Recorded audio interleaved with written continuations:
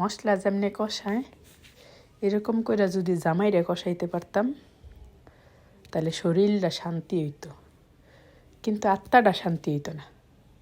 আত্মাটা শান্তি হইতো কেমনে জানেন? যদি আমি গোস্তর মতো কষাইতে পারতাম। কারণ গোস্তর মতো তো কষাইতারি না। কেমনে কষামো? দেখেন, এই যে এই আগুনটা কষাইতে গেলে যে আগুনটা আছে এইটা যদি শরীরে লাগতো তাইলেও বুঝতো যে বউরে কষ্ট দিলে কীরকম লাগে।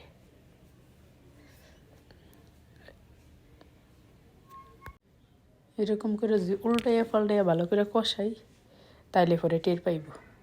এর আগে তো টের পাইতো না যে কষানি কারে কয়। শয়তান বেড়া মানুষ, এই বেড়া মানুষকে এরকম করে কষান লাগে, কিন্তু পারি না। না পারলে আর কি, নিজেরই কষণ লাগবো, তাই নিজেই কষতেছি।